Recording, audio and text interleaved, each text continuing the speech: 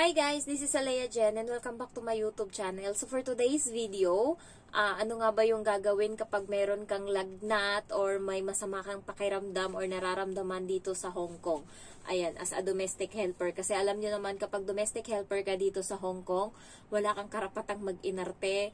Kailangan tiisin mo lahat and yung mga mga amo dito guys is napaka-arte nila. Kapag nalaman nilang may sakit ka, and then ipapacheck ka kaagad nila sa COVID, lalo ganun. Or yung amo ko naman nung nakaraan, nalaman niya na may sakit ako, gusto niya ako agad ipacheck and tinanong naman ako kung meron akong gamot. Ayan. So, swerte mo kapag may amo na gusto kang ipacheck kapag nagkasakit ka. Yung iba kasi is wala silang pakiramdam. Bibigyan ka na lang nila ng gamot pero magtatrabaho ka pa din. Ako, nung nakaraan, yung amo ko is nakita niya nga akong nakasimangot ganun. Tapos ayun nga inutusan niya yung bata na tanungin ako kung bakit daw ako malungkot. Sabi ko masakit yung puson ko kasi may regla ako. Yun yung unang buwan ko.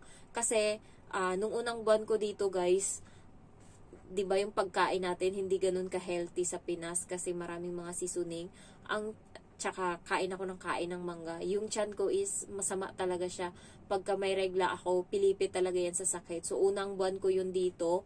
Ayan, namilipit talaga ako sa sakit. Pero trabaho pa din ako ng trabaho. Kaya napansin ng amo ko, tinanong niya ako kung, yun nga, kung bakit daw ako malungkot. Sabi ng bata, nakikinig yung nanay lang sa gilid. Sabi ko, masama yung pakiramdam ko kasi masakit yung puson ko. Sabi niya, gusto mo magpahinga? Pwede ka magpahinga. So, yung amo ko kahit papano may konsiderasyon kapag alam niyang, kasi hindi naman tayo robot, may pakiramdam din tayo and nasasaktan din tayo.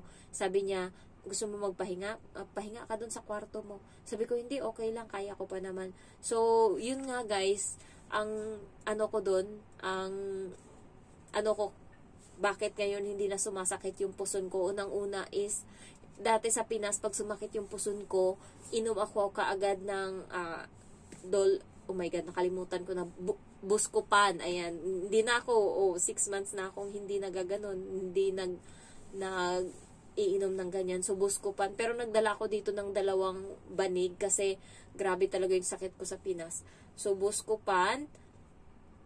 So, pagka iniinuman mo siya kasi guys, na siya, na parang kada buwan, mas pinapa-extreme niya ng pinapa-extreme yung nararamdaman mo. Kasi dati, hindi naman siya masakit. So, naiinggit lang ako sa mga ibang na bakit sila umiinom kapag masakit yung nila, bakit ako wala? So, ang ginawa ko, uminom ako, diba? Tarantado.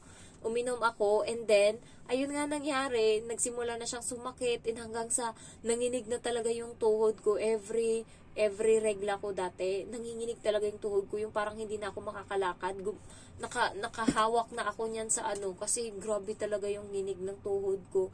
And, ang ginawa ko para ma-lessen yon is, tinitiis ko yung sakit. Ayan. Una, sobrang sakit niya. Ang ginagawa ko, tinutulog ko siya or basta nilalagyan ko siya ng mainit na tubig. Nilalagay ko sa bote and meron ding hot compress doon sa Watson, sa surplus na nabibili. Yun yung ginagamit ko. So, parang ilang buwan yun guys, 3 buwan kong tiniis yung sakit. And then, nang dito ako sa Hong Kong, tiniis ko din yung sakit. Hindi ko siya ininuman ng gamot. Kasi, the more na iniinuman mo siya, kada buwan, mas lumalala yung sakit. Ang nangyari is, yun nga, last na ko yun, na naramdaman ko yung sakit nung first month ko dito. And parati akong umiinom ng sabaw nila, yung mga ugat-ugat ng kahoy, kung anong ugat-ugat yung pinaglalagay nila dyan. Parati kong kada araw-araw sila nagpapaluto sa akin noon. And yun din yung iniinom ko. Malaking bagay yun guys. Ngayon ang na ng puson ko, ang tino na ng pakiramdam ko and yung dugo ko talaga, release talaga. And hindi siya katulad dati na ang pangit ng dugo ko dati, maitim. Iwan ko, parang nabugbog yung dugo ko, maitim. Ngayon, ang niya na, ang pula niya na.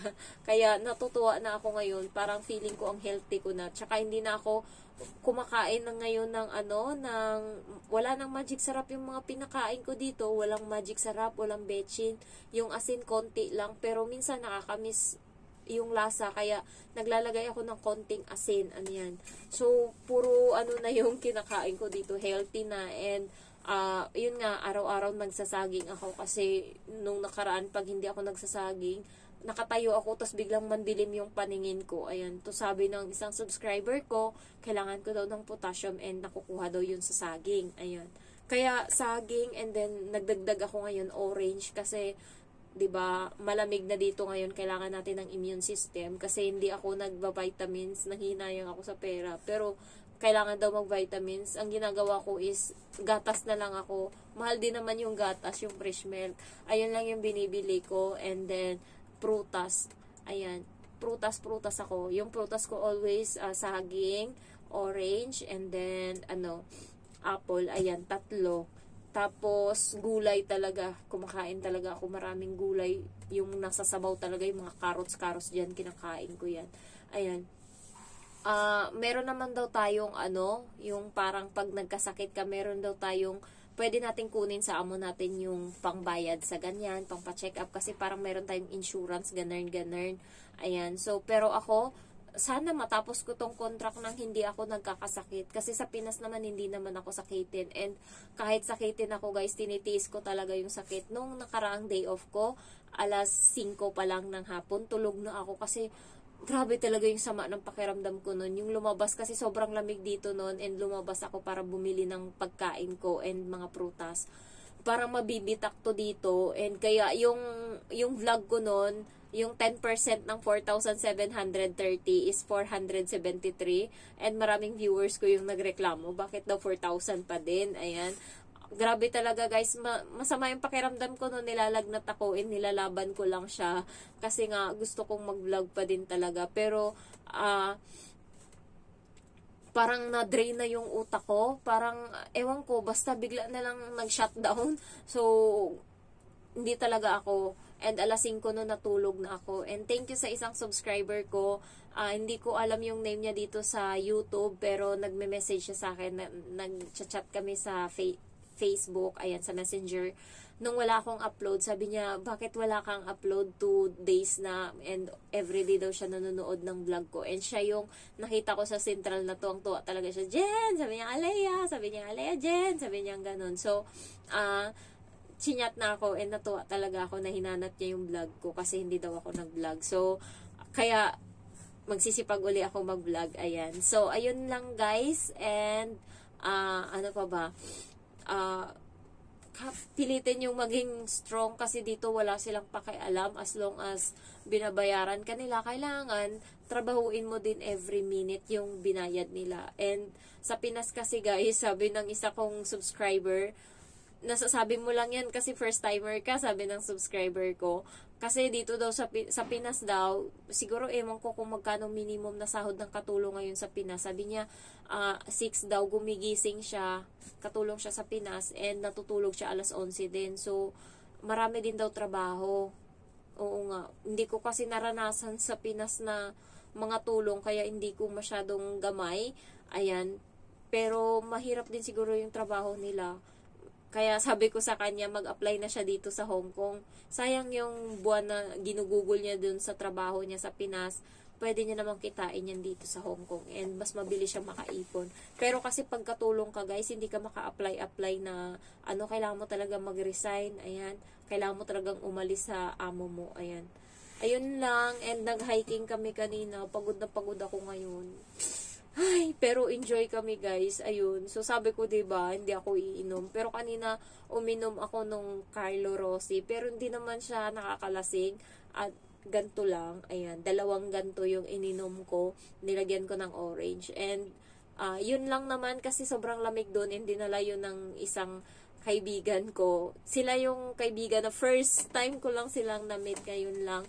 Nagkakilala kami sa page kasi yung isang kasama namin nag-post na Saturday daw siya and gusto niya makahanap ng kasama.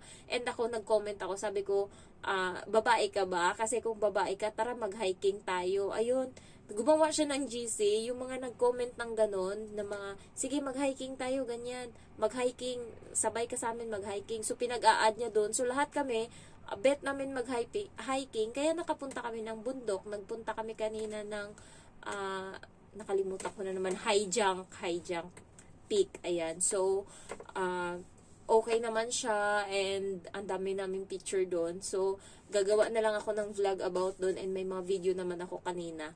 Ayun lang guys. So, if you're new to my channel, don't forget to like, to comment, and then to subscribe. Thank you so much for watching. Bye-bye.